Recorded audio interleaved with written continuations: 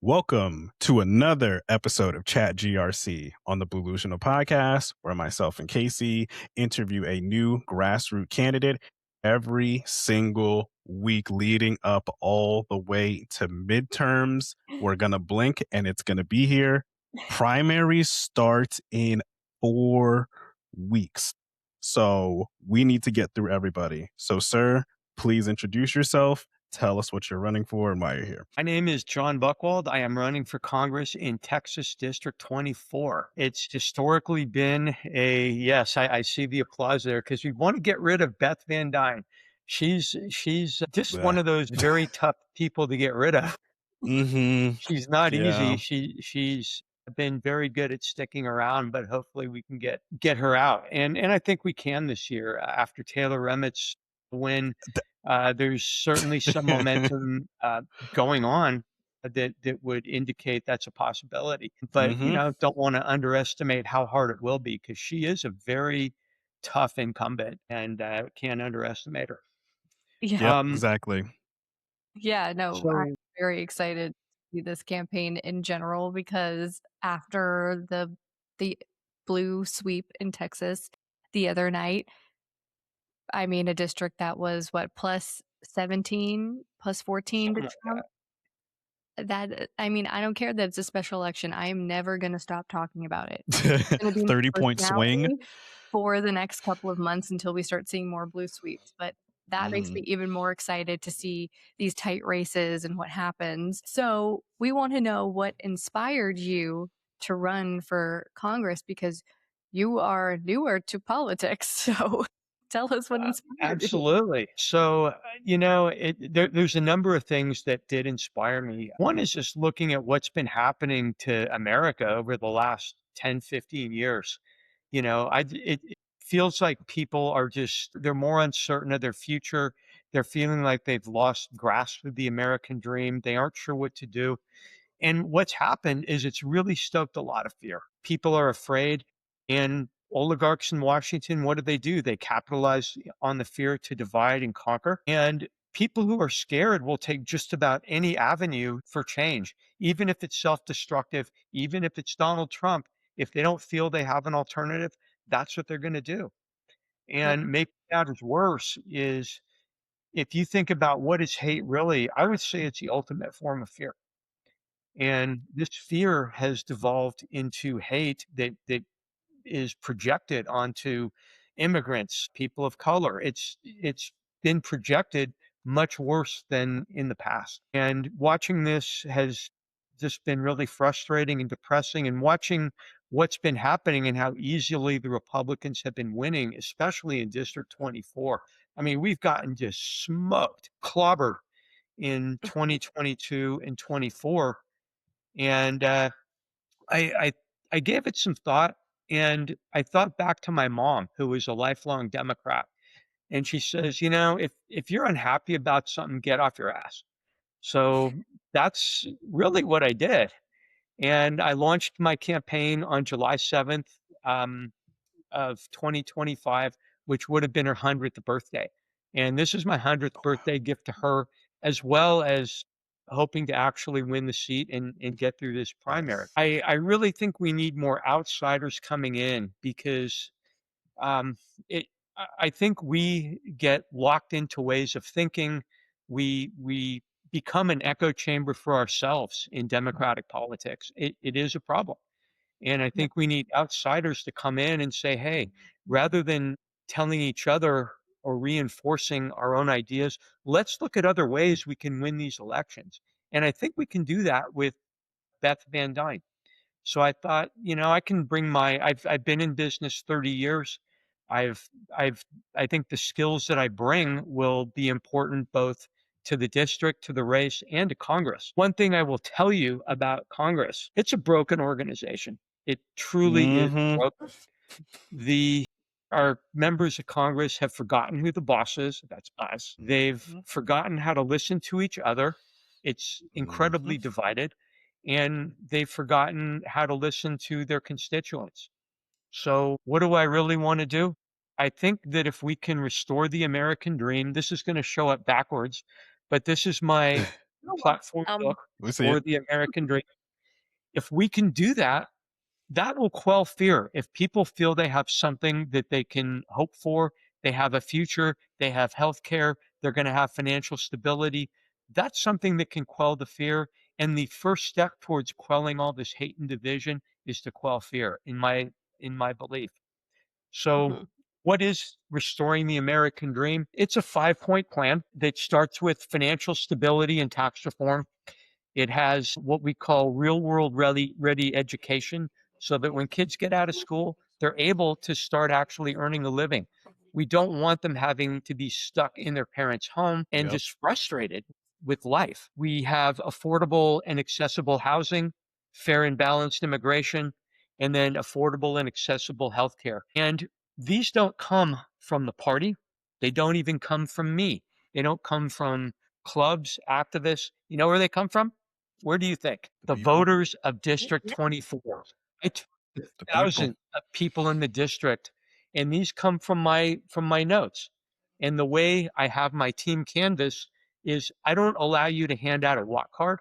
I don't allow you to hand out any material until you've listened to the voter and taken notes. So we have hundreds and hundreds and hundreds of pages of notes as to what's important to the voters, what's going to motivate them, and we've encapsulated it into this platform.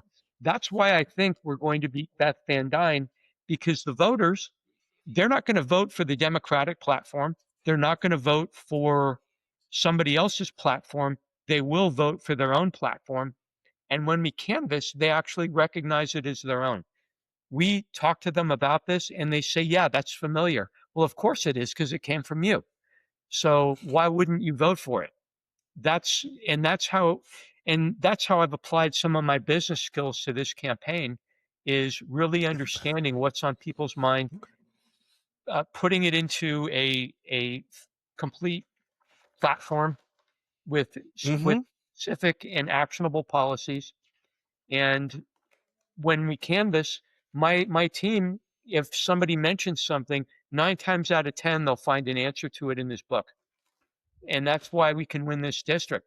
Why else can we win this district? I think for this district, I'm an attractive candidate. I mean, not to be bragging too much, but shameless self promotion, right?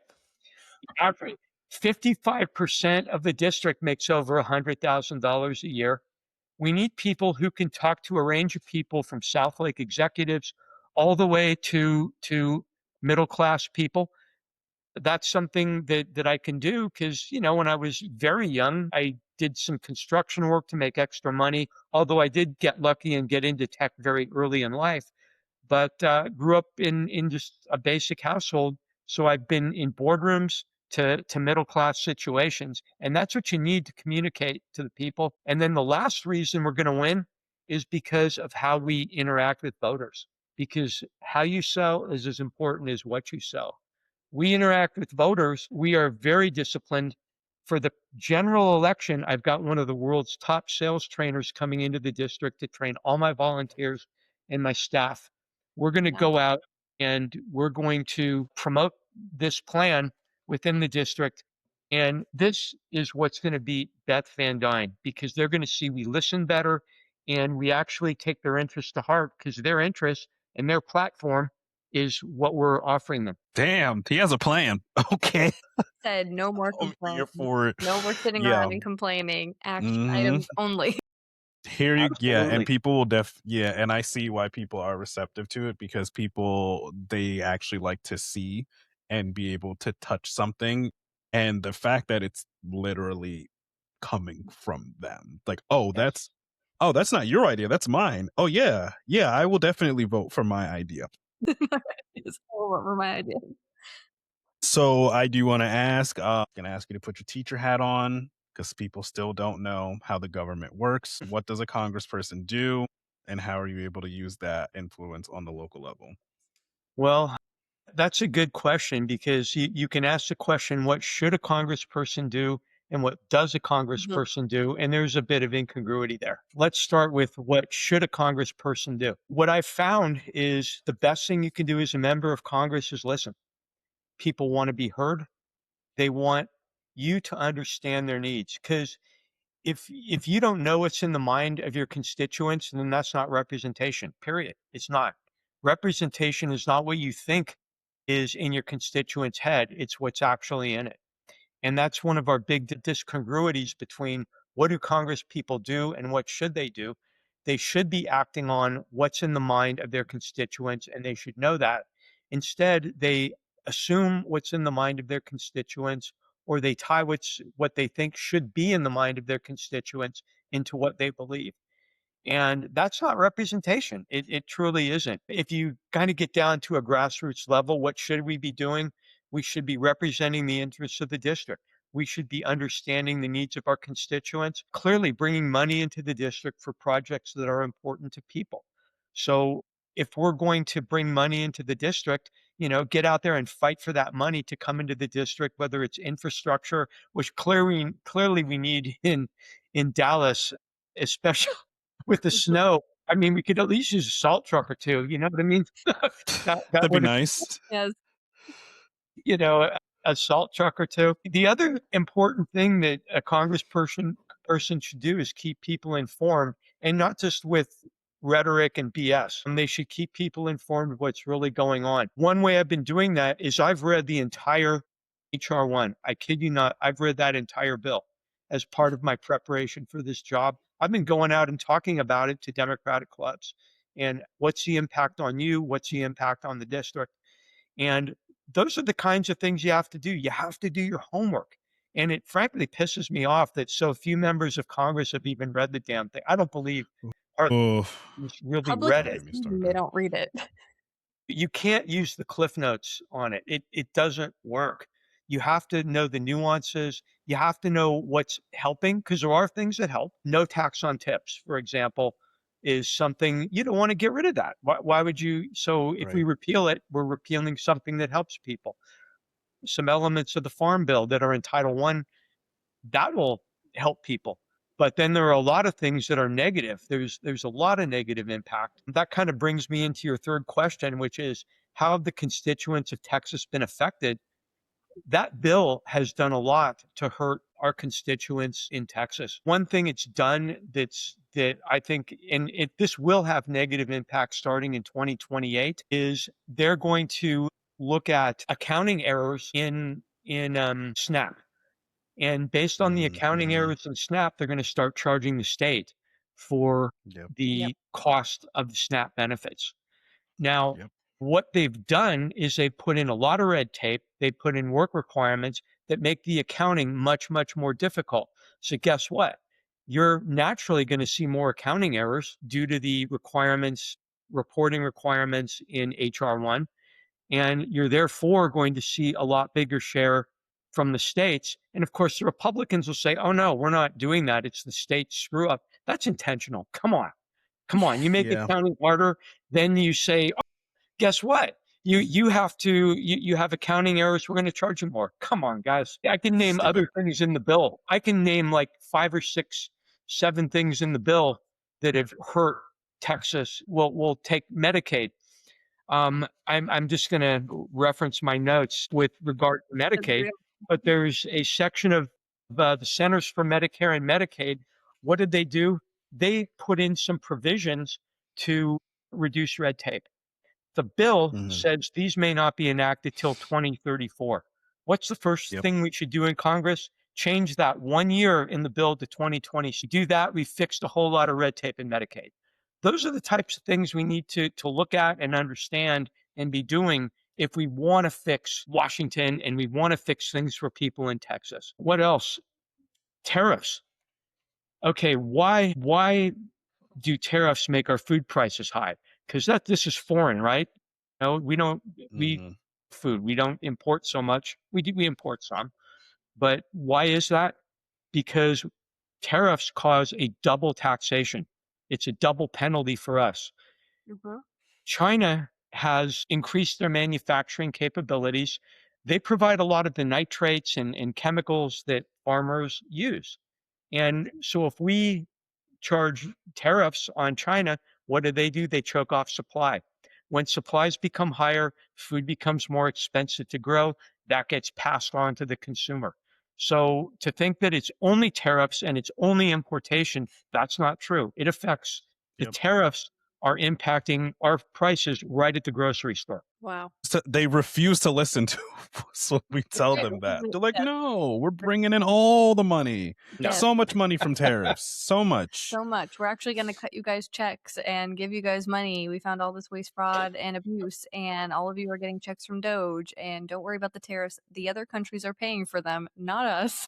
So don't even worry about that. Meanwhile, this is what's actually happening. Yes. And you are probably the most like the candidate we've spoken to that is quite literally boots on the ground. You are in your district. You have obviously spoken to enough people where you have compiled an entire plan of their ideas.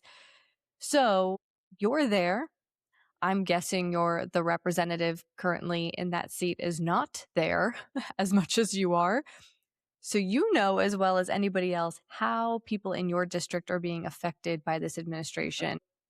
Walk us through what people in the district are most concerned about with this administration in office. It comes down to financial stability. And the thing with financial stability you have to remember is it's related to other things. It's related to healthcare. It's related to not Yep. just food prices, but it's related to housing.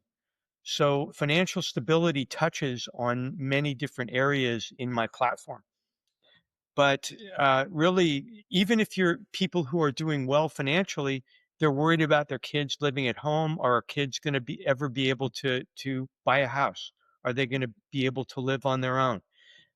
One thing with seniors over the last decade, the share of seniors who are struggling financially has increased by 75% over the last decade. Mm. 75% of our seniors are now struggling financially in the DFW area, and it's brutal on these people. They have Medicare, but this is the thing with Medicare, and I've believe me, I've one of the elements of healthcare I think about a lot is Medicare because I fought for my parents to get Medicare when they were alive.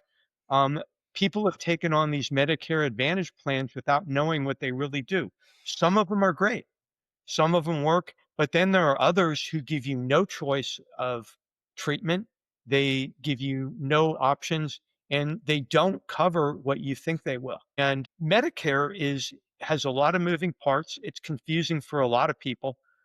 There are people who love it and swear by it, but then the people who are confused by it or have picked the wrong plan, the Part B or the Part G, whatever they've chosen, they're in a lot of trouble.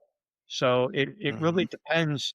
Medicare is variable. You've got people who love it. It covers everything for me. It's wonderful. I love my Part G. There are people who say, I don't know what I'm going to do. And they want to put me in this nasty, or my parents in this nasty skilled nursing facility, and that's their only option.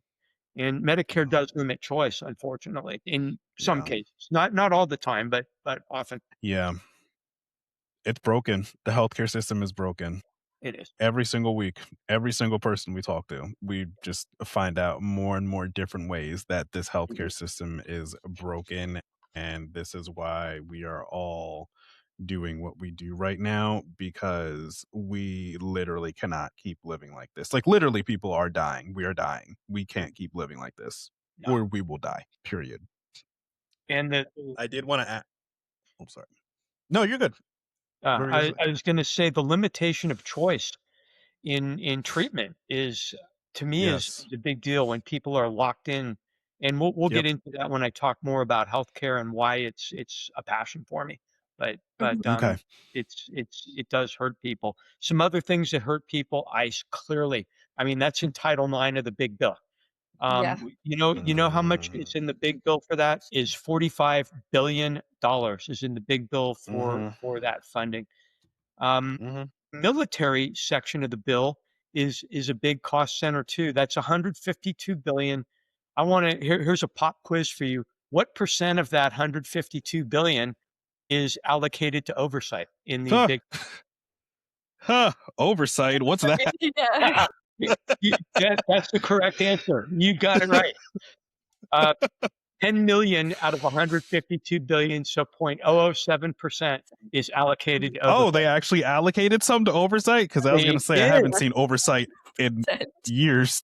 They did. There was some allocated. God only knows what it does or what it's overseeing, but certainly not enough to oversee $152 billion. Yeah. Yeah. Yeah, seeing as how they can't pass an audit. Unbelievable. I'm sure that's just buying their lunches every day. That's it. That's it. And their housing. Like that's essentially it. But I did want to ask about how would your experience with tech and government sectors be able to like add to your tool belt in Congress? Well, I've sold technology into the US government sector and also foreign. I've worked on 5 continents globally. And one thing I'll tell you is the way, well, this is a dirty little secret. People who know about government procurement know about this, but the way an RFP is written is it's rarely, I'm not going to say never, but in many cases when there's an RFP out for bid, it's already been shaped by a leading contender. So what do you do if you want to sell to the government? You shape the RFP to include features of your product that are unique. So if you can do that, guess who wins the RFP? And that's why when I was asked to bid on an RFP, if somebody called me, would you like to bid? I would always say no. We're not going to put in the time unless I would say, well, what's your next RFP? If you want me to bid on this one, let's talk about your next one. But that's, I mean, this is why we spend more than we should, or one of the reasons why we spend more than we should in procurement. Then we have these no bid contracts. So there's there was an ICE detention facility that was going to be built up in Hutchins. I'm still watching the status of it. There was a study done. The study was a $30 million no bid contract. That's huge for a no bid contract. It went to a Native American based company. They finally said, oh no, this is bad. We're not going to do it when the publicity came out. But $30 million no bid contract to do a study for an ICE detention facility, guys, come on. Come on. Something that it doesn't smell right to me. It just doesn't. No. Yeah, they wanted to find the waste, fraud, and abuse, but not that waste, fraud, and abuse. Not like that. Not like It's that. selective. It's selective Doge. So that's what we Yes. we can call it. Selective Doge. It's selective dose. Yes, yes. It is. One other thing I'll talk about AI is, so here's an interesting aspect of AI that we actually are in a cold war with Russia and China right now in many ways. Never Part ended, of really. the attacks on us is through AI farms. There are AI farms out that are spreading disinformation. These are attacks. The problem is people don't know what's real, what isn't. And this isn't, I consider this to be an attack on the American people.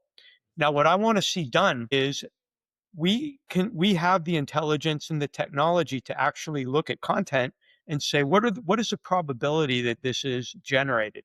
What is the potential veracity of this? I think that all of our social media, our big social media, should be forced to put in a rating system. So anytime you see content, it's got this rating that gives a number for the expected veracity and expectation of was it generated by AI?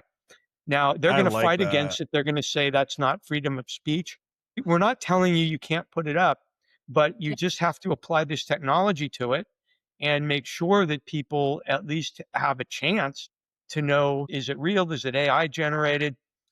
Yeah, it's like a trigger warning for AI. It's funny too, because I don't know if you saw this in my background, but I'm on the faculty of both SMU Cox Business School and UT Jindal School. I let my students use AI, anything they want on quizzes, and you can write questions to fool AI. They wonder, well, I used AI. Why did I get it wrong? And it's like, well, dude, AI is not always right. This should teach that to you. You've got to use critical thinking. And perfect. it's so fooling AI. It's not hard. And No, that alone should teach people you can't rely on AI for really anything or to tell you the truth or for critical thinking. It's not a substitute for critical thinking. yeah, it's very lazy. It's So I compare it to like a Roomba, basically. Like I always say a Roomba is for lazy people who don't want to vacuum, but I'm just a clean freak. yeah, But and it's like not up that's to what I date. compare it to. Like most of the AIs, like I know ChatGPT for a while, and I don't know if it's changed, but it only went to like 2014 or something. So it was like it wasn't up to date on current politics. It wasn't up to date on anything. So Oh, I just found out last night DeepSeek is only currently up to date to 2024 yeah, when I asked it something. Not surprised. spend So so I'm much just money like, on it. oh. Not even up to date. So like what's the point? Why are you guys defaulting to this when it quite literally is not helping you? Yeah. Seems like we have work to do on the tech aspect of the government and a lot of Stupid. oversight and audits that need to happen ASAP when you get into office. Please. But I know your big staple that you wanted to talk about was healthcare. That's gonna be one of the main staples, of issues you wanna tackle. So we wanted to give you a chance to go into what your personal experience made healthcare so important to you for it to be such an important staple in your campaign. Well, one is I'm a two-time cancer survivor, and I was so fortunate to be able to choose my treatment. Um, Mhm. and that and accessibility and affordability are very, very important, but so is choice. And that's something that I just can't speak to strongly enough. The second time I got cancer, they wanted to give me chemo. And they said, "Well, it's just light chemo." And I just said, "Yes, man, there's no such thing as light That's chemo. It's yeah, going to right. make you sick. It's poisoning you." And I searched and searched for options. I found a surgical option that they said was quote unquote experimental. At the time, I can't imagine something like a Medicare would have allowed it, but my insurance did. And they said, "Well, no, are you sure you want to go into surgery? You can die." I said, "Look, I'd rather die on this frickin' table than be poisoned. Okay. So let's get on the table, put me out, and let's do this." So they drilled Yeah. 4 holes into my abdomen. They got it Oof. out, and it's been gone ever since. And I'm Wow. so glad I didn't do chemo and go through what I would have had to gone through. And every Yeah. patient should be able to make an informed choice. So that's one aspect. I've also consulted 18 years in high tech and healthcare. I've consulted in healthcare overseas. I've seen multiple healthcare systems. So I feel like my experience can bring a lot of just a creative way of thinking. And I really want to see us reimagine healthcare reform. I think we can. I think one thing that we can do is we can look at ways to get to a universal care system much faster than any way we've looked at in the past. The first thing I would want to do if I get into office is free primary care. Now, why is that? If you've looked at my website, I have what's called smart government, scalable, measurable, and so forth. Mhm. Primary care is the most scalable form of medicine. It's very similar for everybody. You're taking blood draws, you're getting examined.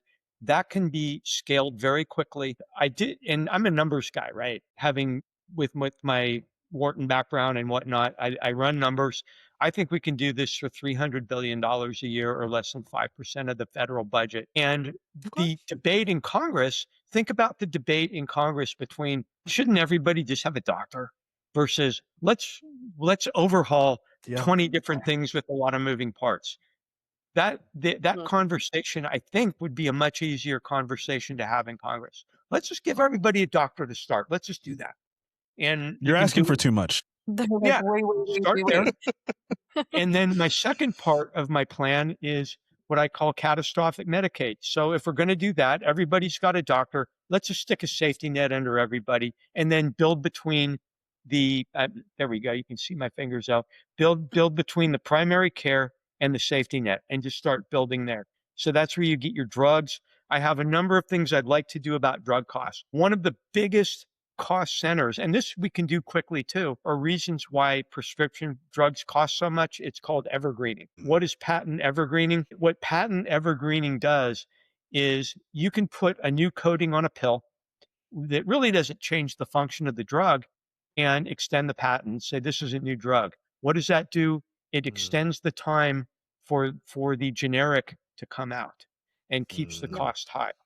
I want to end evergreening. We need to end patent evergreening for trivial things. I mean, there may be a few cases here and there, but it should not be a common practice. So, and that's not a hard argument either. Let's start picking the low-hanging fruit. We can reform Medicare. If we reimagine how we want to do it, I think we can do it a lot faster. So, reimagine how we reform healthcare, I should say.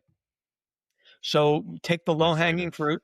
So there's the patent evergreening. The next thing I would like to do is get commission sales reps out of the OR. Now,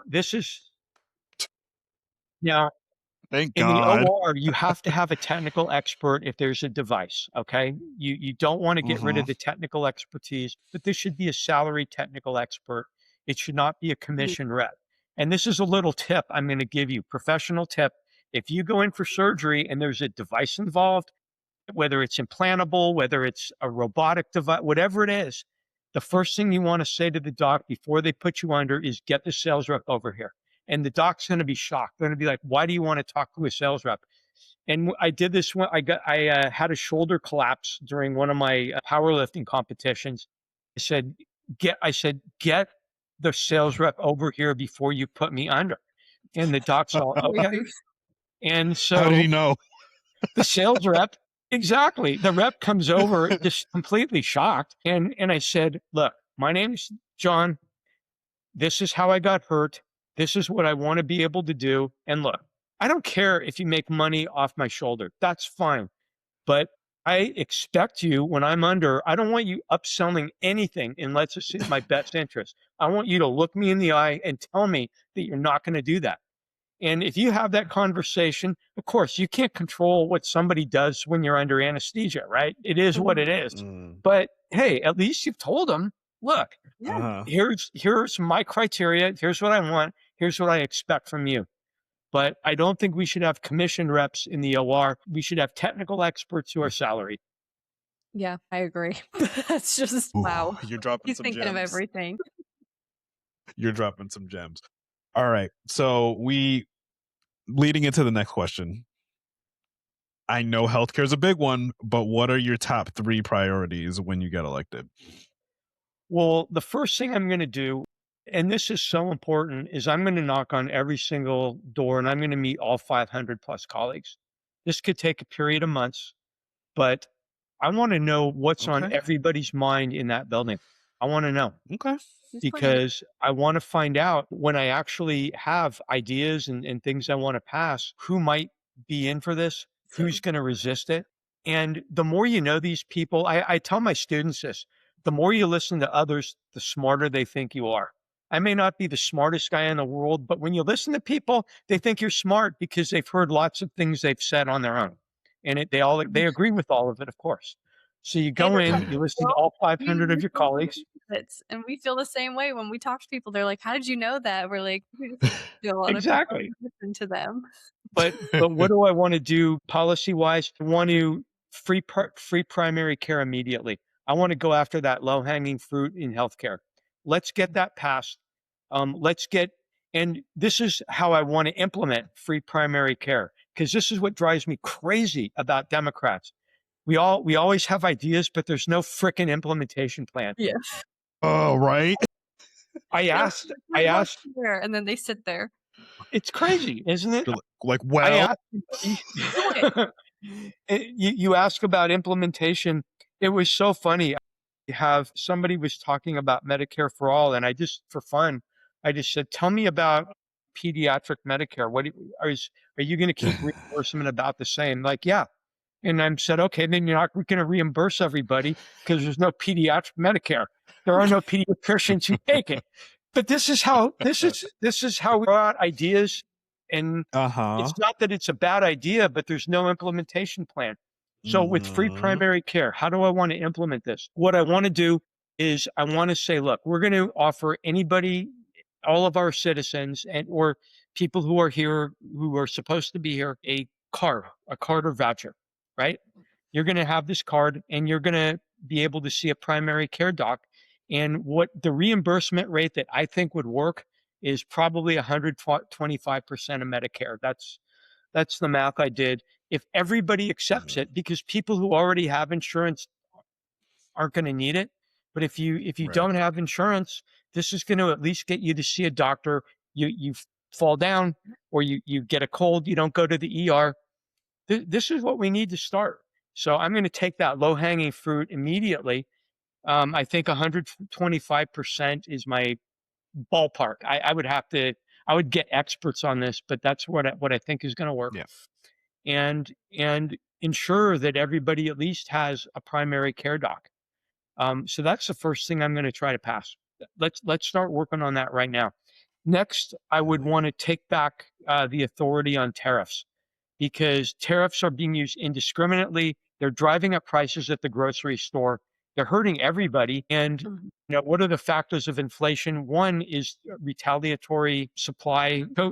I call them choke offs, choking off the supply and retaliation. Number two Mhm. certainly is that people haven't lowered costs from COVID. They've gotten greedy. We can look at that, Yeah. but I think taking back the authority on tariffs is the next thing we need to do. And number three, I want to change that Medicare and Medicaid services determination. It's 89 Fed Reg 22780. I want that to I want to change that in the big bill to 2026. So, because the bill says it cannot be enacted until 2034. I want that to be 2026 so that we can start removing the red tape in Medicare. There's all kinds of things we can do. We can do similar things with SNAP benefits as well. Oof, oof, Ooh, oof. that is like it's so well thought out, and I feel like, to your point, there are so many politicians currently in those seats that say the words. They say what we want them to say. Mhm. We want free healthcare, we wanna get rid of your student loans, we wanna lower the costs, and then they're in session, and we're waiting for them to come forward with their legislation, and it's just real quiet in those chambers because a lot of them say it because it sounds great. And for Hmm. some reason, Mhm. they continue to get elected into those seats and we're still in the same spot. So we do need not only to say, what were your policies on it? What do you want to happen? But what is your plan? Like what legislation are you bringing forth? What you have your plan to get there because it is not a one-stop shop to fix it all.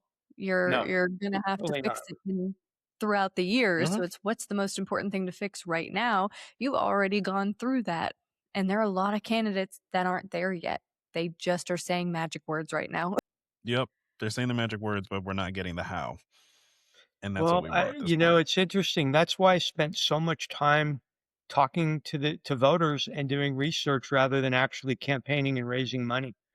I would rather know what's on voters' mind than get, donations. I think that's more important to me. And yeah, Yeah. of course, raising money is important, but why do you go out and talk to thousands of voters? Why do I have a staff? I have a very small staff. Being an outsider, I Mhm. obviously am running against a pretty intense political machine here in Mhm. the Dallas area. But being an outsider, I have a small but very well disciplined staff. It's not that they wouldn't normally be disciplined, but they understand the importance of how to canvass, how to get information, and how voter input really feeds into real solutions. And that's the most important thing. If you propose legislation and you screw it up and it doesn't work, that's not helpful either. But Yeah. the Yeah. most important thing is to provide solutions for constituents. Otherwise, what are you doing? You're taking up air. Yeah. And I Insider trading. Yeah, insider trading on the floor.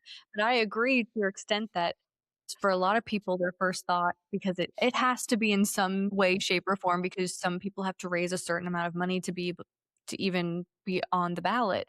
But if you're going door to door and you're asking for people to give you money, in my mind, the way you're doing it is you're building this trust with the Yep. district.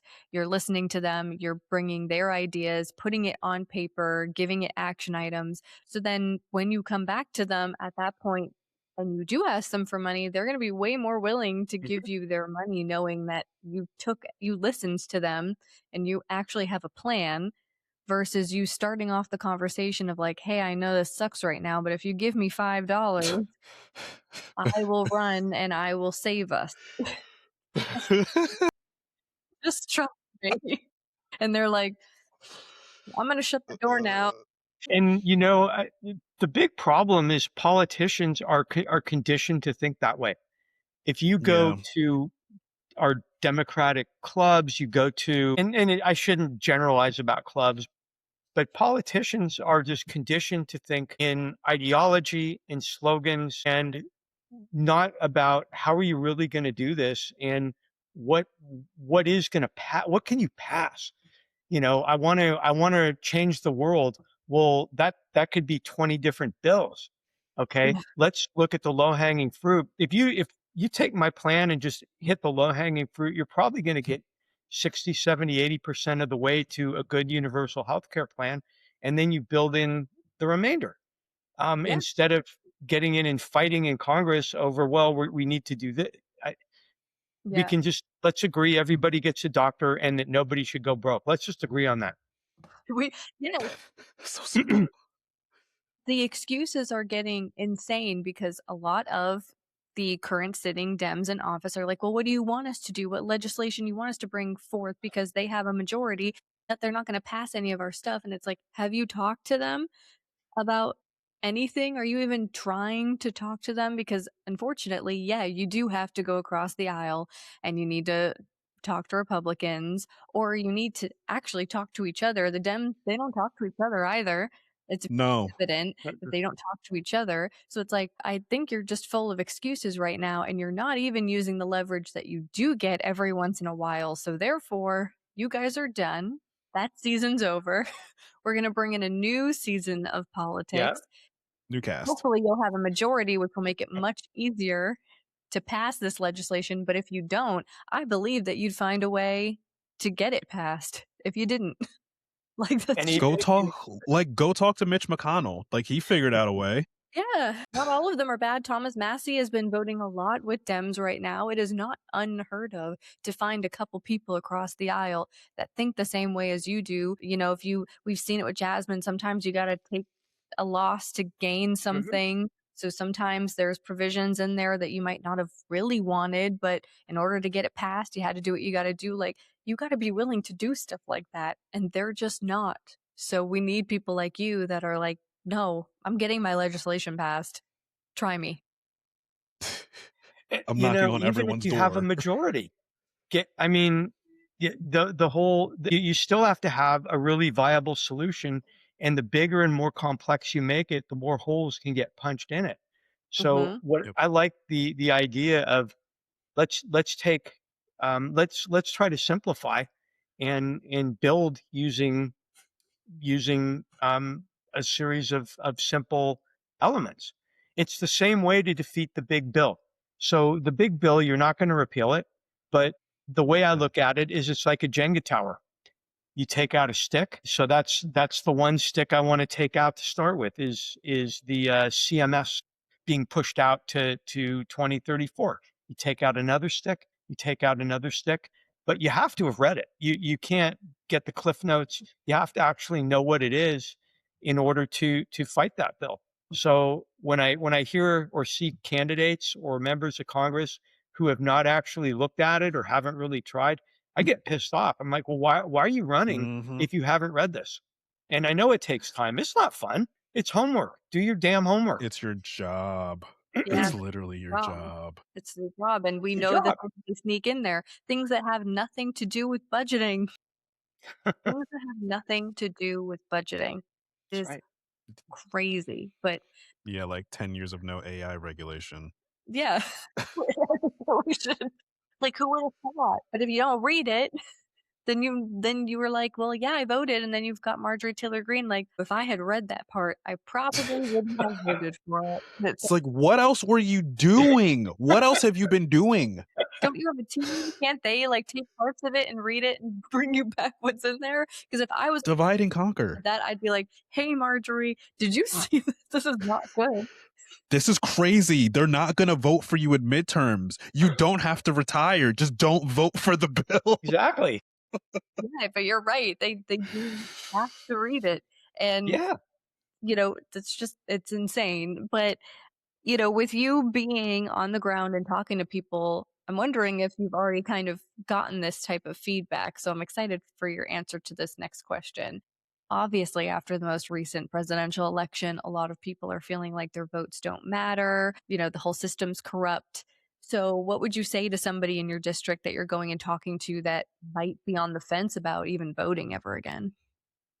Well, the first thing I'm going to say is I don't blame you. I mean, we've got a spineless Congress. We have a party. I look at the Democrats and I consider them to be reactive, the people we have in Congress, and rather than proactive. And so we need people who are real agents of change. I would certainly talk to them about my experience. I've done a lot of organizational change where a company's failing. I've walked into a room with executives who can't agree, and the first thing you have to do is you're not going to tell them what to do. They don't want you there as a consultant anyway, because you were put there by the board. Mm, They don't want you mhm, there. So what do you do? You sit down and you listen to them, and there's a way. It's a skill. This is a skill. Is how do you build credibility very quickly in a room? And that's a skill. I can say, look, here's what I've done for 18 years. I've been able to go into rooms where people don't agree. I'm able to get them to listen to each other, and I can derive authority without any chain of command. And that's the most important thing you can do, especially in Congress, because you walk in as a freshman, you have no authority over anything.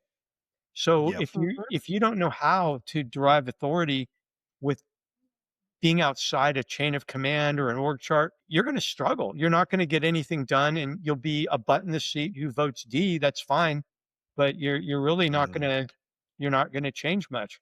So yeah. the way I can help you is I'm an outsider.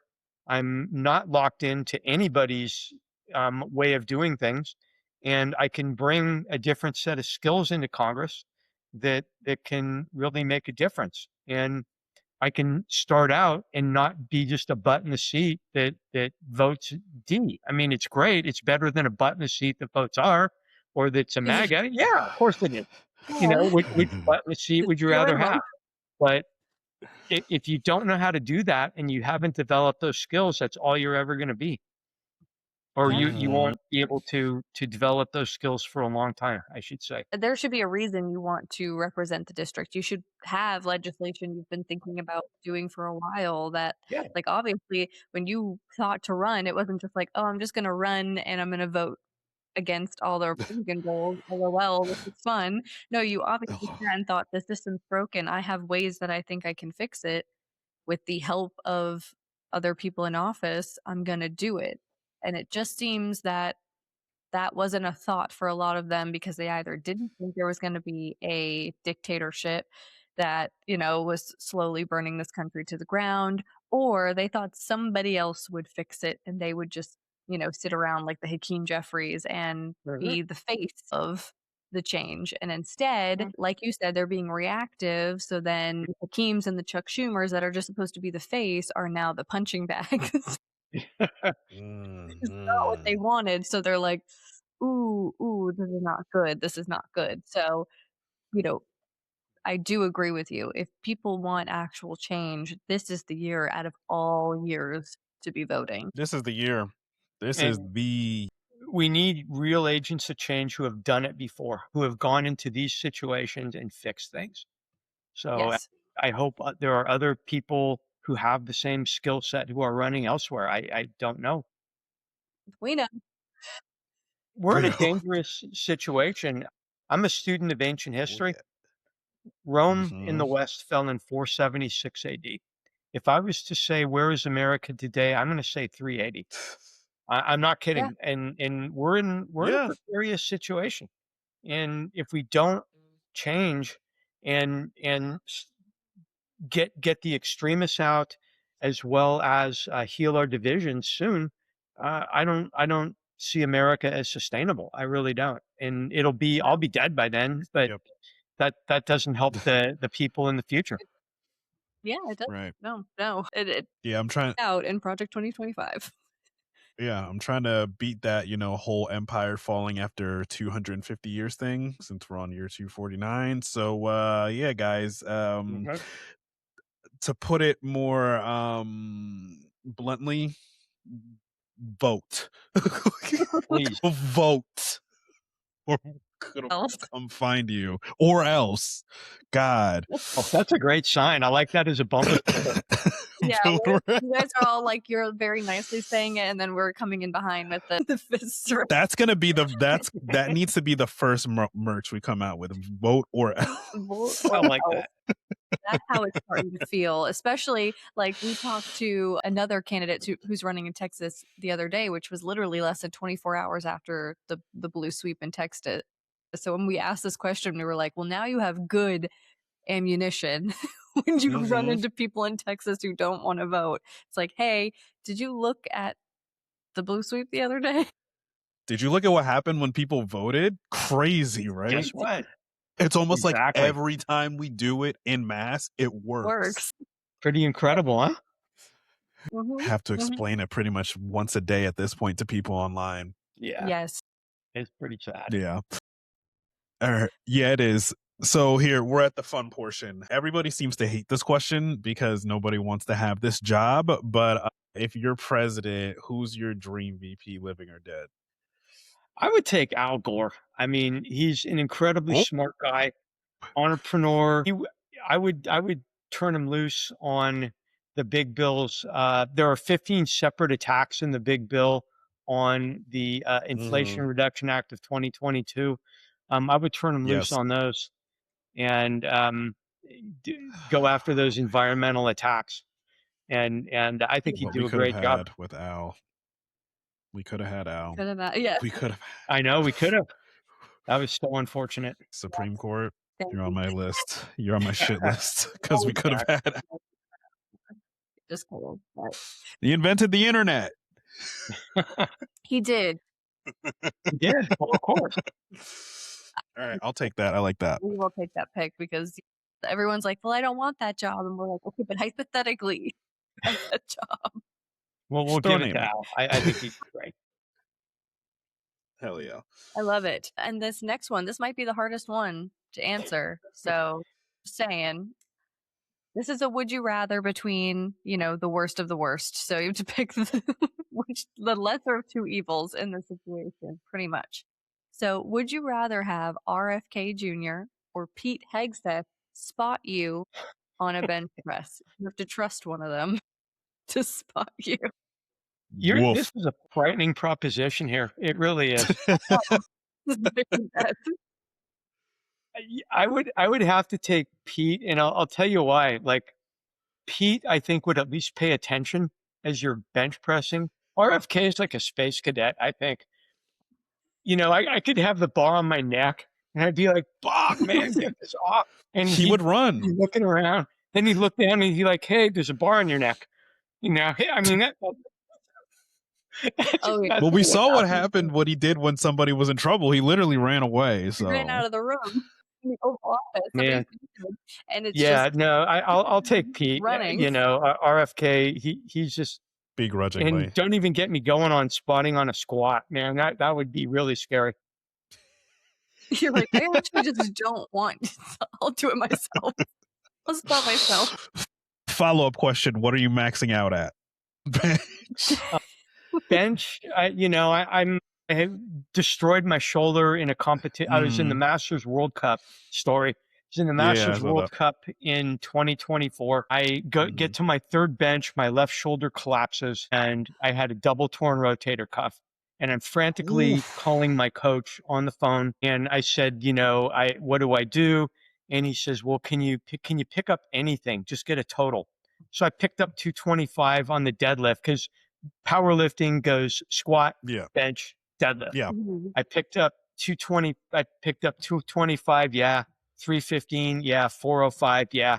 Okay. I can do this. I ended up coming in second that was my second silver medal. So I became a two-time with a double torn rotator. With a double torn rotator. I became a two-time Put this man in Congress right now, just off of that. My max, I'm maxing out right now at about 460. And if you go to my website, you'll see me on my website with 455 in my hands. And that's on my about page. Yeah. So, but yeah. That's why I asked. Yeah. Him and Bernard bench pressing. Bernard's also crazy. He's like he's a paramedic or firefighter, paramedic. A first responder, Responder, and he literally goes live at the gym while he's running for Congress. Just cranking out 315 for reps.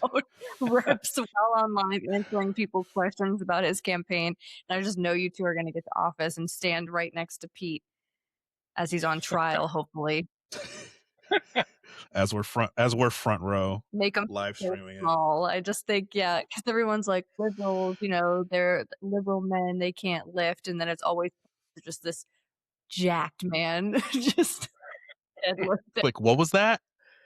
Oh, what was that? We're over here maxing out at 450. What was that again?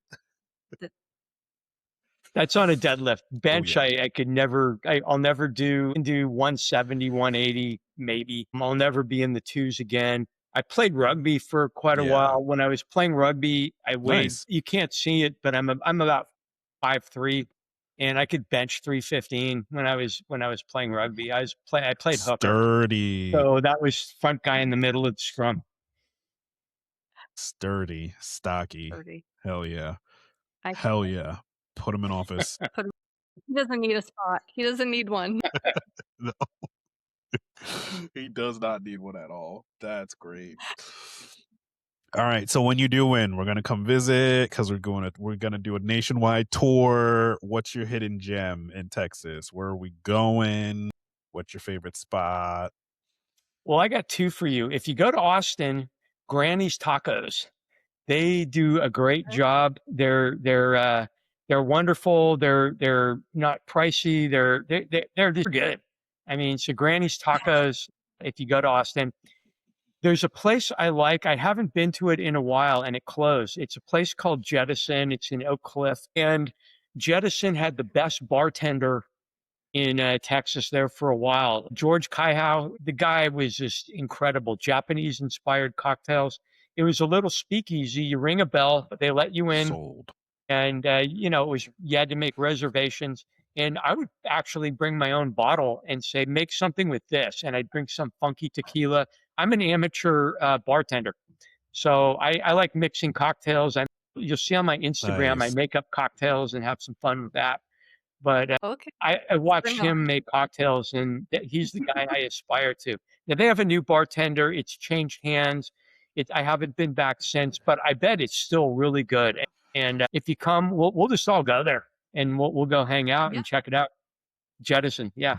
I'm sold. He can he lifts. He's cool. He's an amateur bartender. He has a freaking plan for healthcare. What are we waiting for? Plan. You can look at it. You can read it. It's written down.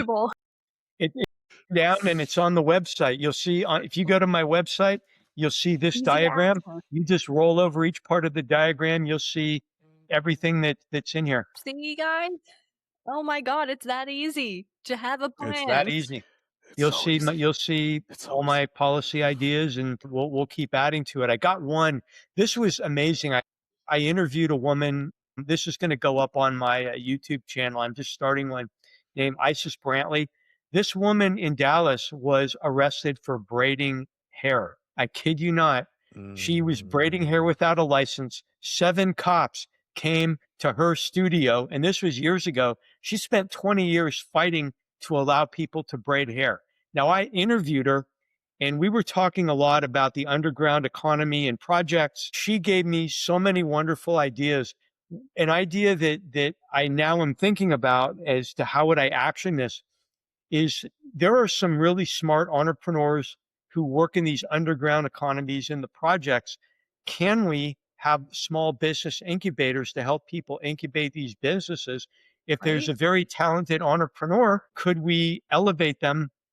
And this kind of falls into my real world ready education, which is where I want to bring entrepreneurship and financial financial literacy to public schools. What is a big differentiator between rich and poor? It's the dinner table conversations about finance. Yup. Yeah. Bring those Yup. conversations to the You're saying public all the good school. stuff. And why aren't we doing this? I think we can have block grants to bring entrepreneurship and financial literacy. And that ties into avoiding the predatory student loans. It ties into so many things about people's Yeah, financial health for young people. I mean, it does. we really need to do this, really need it. Hell yeah. See I'm multiple jazzed up. plans. Multiple I'm plans jazzed of up. action from the people within your district. I am so excited to watch your campaign and just see how this unfolds because I have really great feelings about it personally. Yeah. Especially, I'm having Same. really good feelings about Texas Yeah. in general. They are really coming through in this time, so I'm very excited. And I want to give you a chance. I know you talked a little bit about your website, but just a shameless plug where people can find you online, your website, socials, and where they can donate to you. Well, you can go to my website. It's www.citizensforjon. So that's citizens FORJON.com. You'll see in my on my name there's no H. My parents looked at me when I came out and said, "This kid can't handle 4 letters. We better give him 3." So that's why I'm JON. But it's citizensforjohn.com. And you can donate on my webpage, my Instagram. I've actually got two. My personal one is at Bucksons, BUCHSONS. And that's the same as my Facebook. And I have a congressional campaign Instagram, which is John, JON, number 4, Congress 2026. That's, but you'll see the same thing on my Bucksons. So if you just remember BUCHSONS, you'll find me on Facebook and Instagram. You can see my posts, and my YouTube channel is coming out. We'll get that going. And my first interview, it will be the Isis Brantley interview. She's just an amazing woman. I mean, she's tremendous. Nice. Yeah. And she's given me, Nice. if she doesn't inspire you, no one will. Yes. And I love that. I love that you're taking part of your time in campaigning Yeah. to uplift voices in your community. So that just makes it even better for me. And I can't wait to listen to the interview as well. And we will link Yes. all of that below for everyone. But John, we want to thank you so much for taking time out of, I'm sure, your very busy schedule to come and be on this podcast. And we're just very excited for your campaign journey. And hopefully the next time we have you back on, you are sitting at the Capitol and we're there. We're Let's hope. coming. We've got a very tough primary. I asked for all your votes in the primary, and thank you. I really appreciate your taking the time with me. So thank you so much. Appreciate it. Of course, yes. Thank you. Everybody, We love what we do. like Devin said, we interview a new grassroots candidate every single Thursday, and it might turn into multiple times a week just to get through everyone. There's so many of you, Seriously. which is That's exactly what awesome. we want. So make sure you're tuning in, even if it's not your district. You might know somebody that's in that district, and you can send it to them. But either way, we just want to uplift these candidates and get them all over the internet. Like I said, they're not taking all this corporate PAC money, so we have to do what we do to help them get out to the public. So tune in next week for another grassroots candidate interview. And thank you again, John, for joining us today. Thank you. Bye. Bye, guys.